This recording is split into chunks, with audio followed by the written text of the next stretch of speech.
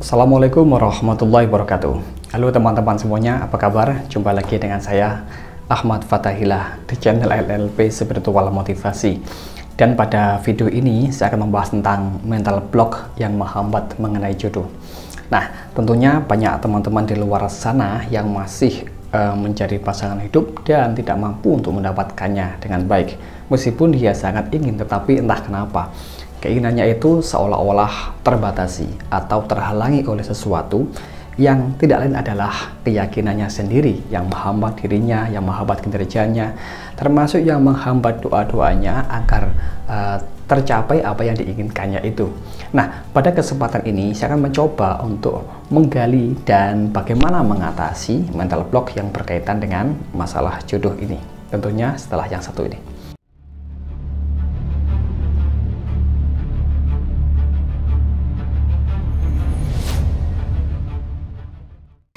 Nah, kemarin ya ada orang yang japri kepada saya konsultasi masalah ini ya, masalah jodoh. Mudah-mudahan orang yang saya maksud menonton video ini supaya orangnya mendapatkan solusi yang baik.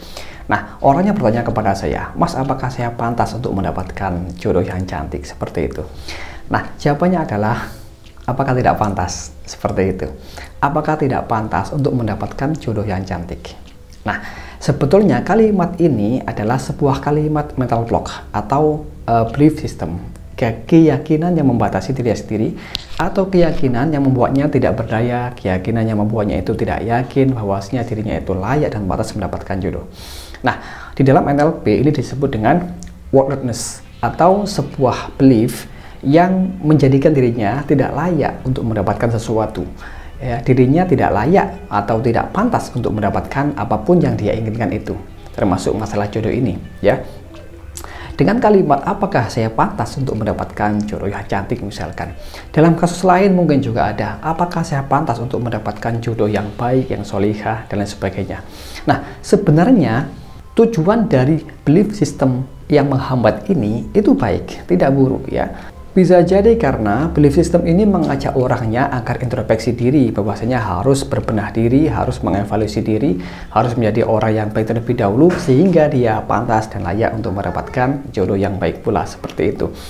Lantas kalau memang dirinya itu ya katakanlah masih belum baik misalkan, atau masih banyak berbuat kesalahan dan dosa, maka dia layak juga sih merasa tidak pantas untuk mendapatkan seorang pasangan yang baik pula. Jadi muncul kata-kata apakah saya pantas untuk mendapatkan seseorang yang baik, seseorang yang cantik misalkan, seperti itu. Akan tetapi hal ini sebetulnya mudah diatasi kok ya. Caranya adalah Anda tinggal tanya balik kepada diri sendiri ya, dengan kalimat yang men-challenge atau menantang diri sendiri agar termotivasi atau terstimulasi pikiran bawah sadarnya untuk mengeluarkan berbagai macam potensinya agar bisa mencapai apa yang diinginkannya itu. Nah, bagaimana pertanyaannya? Begini. Bagaimana jika memang pantas saya mendapatkan jodoh yang cantik misalkan? Bagaimana jika ternyata saya pantas mendapatkan seorang wanita yang baik, pasangan yang baik, seperti itu. Nah, kalimatnya sangat simpel, sederhana, singkat, tetapi hal ini sebetulnya itu bisa untuk memotivasi diri sendiri atau menstimulasi pikiran bawah sadarnya sendiri sehingga dia merasa lebih yakin ya. Dia itu seolah-olah merasa apa ya, kalau dalam istilah saya itu transderivational state ya, merenung ke dalam yang nantinya akan menggali, oh iya ya ternyata saya ya pantas juga untuk mendapatkannya, begitu. Meskipun dalam arti orangnya itu masih belum baik katakanlah, tetapi kalau dengan pertanyaan tadi itu orangnya akan termotivasi dan tentunya akan berbenah diri untuk memantaskan dirinya mendapatkan apa yang diinginkannya itu. Nah, dalam konteks ini adalah masalah pasangan atau jodoh. Nah, oleh karena itu cobalah Anda tanyakan kalimat ini kepada diri Anda sendiri, yakni bagaimana jika memang saya layak untuk mendapatkannya, atau bagaimana jika ternyata saya memang layak untuk mendapatkan wanita atau jodoh atau sesuatu yang Anda inginkan itu.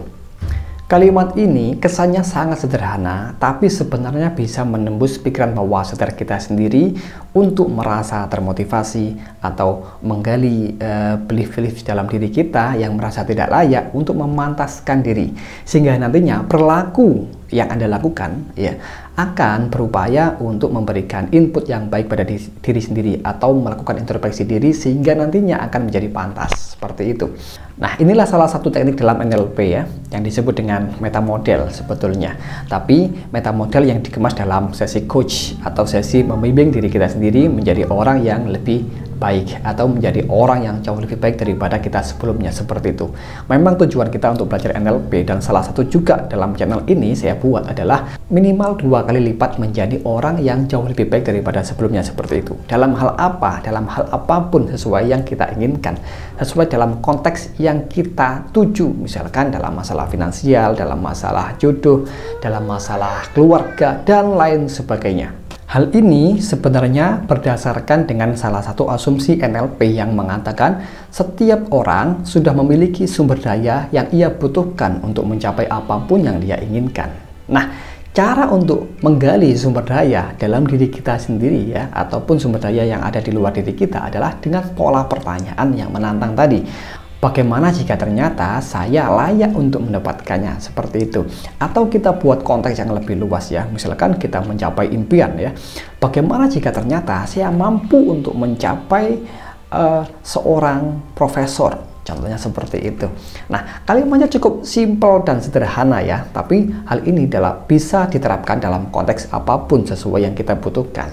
Nah, insya Allah dengan kalimat yang sederhana dan simpel ini kita bisa memotivasi diri sendiri, atau istilahnya itu bukan memotivasi tapi lebih ke menstimulasi pikiran bawah sadar kita untuk mengeluarkan potensi terbaik diri kita sendiri atau mengeluarkan sumber daya yang kita butuhkan dari dalam diri sendiri. Kita eksplor, kita gunakan ya untuk mencapai apa yang kita inginkan itu. Kemudian kalau sumber daya dalam diri kita ini sudah kita dapatkan dan kita gunakan, maka nantinya sumber daya yang ada di luar diri kita juga akan mendukung kita. Bahkan kalau misalkan minim sumber daya, minim media, minim sesuatu yang kita perlukan yang ada di luar diri kita, misalkan koneksi apapun itu ya. Tapi kalau didukung dengan sumber daya dalam diri yang powerful, maka nantinya sumber daya yang ada di luar diri kita itu akan mendukung dengan sendirinya atau datang kepada kita untuk membantu seperti itu. Nah, cukup sekian, semoga bisa membantu teman-teman semuanya. Saya akhiri, wassalamualaikum warahmatullahi wabarakatuh.